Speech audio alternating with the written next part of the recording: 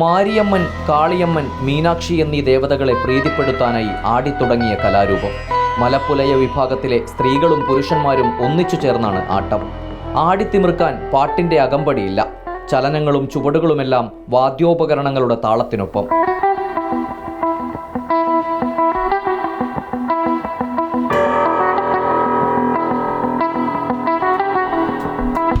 മലപ്പുലയാട്ടത്തിൻ്റെ traditional instruments ആയിട്ട് നമ്മൾ പറയുന്നത് കട്ടവാദ്യം, കിടുമുട്ടി അല്ലെ കെട്ടുമുട്ടി, ചക്കുവാദ്യം മുതലായ ഇൻസ്ട്രുമെൻസ് ആണ് കൂടുതലായിട്ടും നമ്മൾ ഇതിനു വേണ്ടി പറയുന്നത്.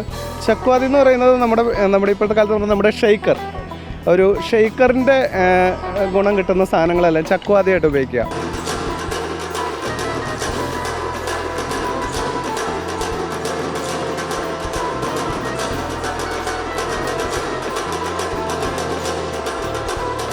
ഈ വർഷം മുതലാണ് പ്രാദേശിക ഗോത്രകലയായ മലപ്പുലയാട്ടം കലോത്സവത്തിന്റെ ഭാഗമായത്.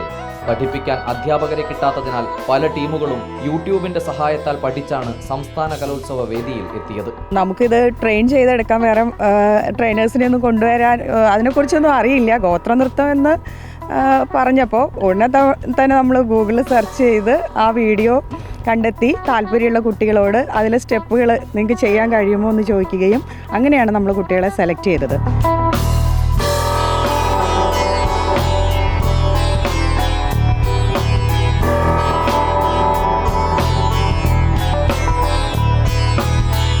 വർണ്ണശബളവും താളനിബിഡവുമായി കേരളത്തിന്റെ ഗോത്രകലകൾ കലോത്സവ വേദികളിൽ നിറഞ്ഞാടുകയാണ്.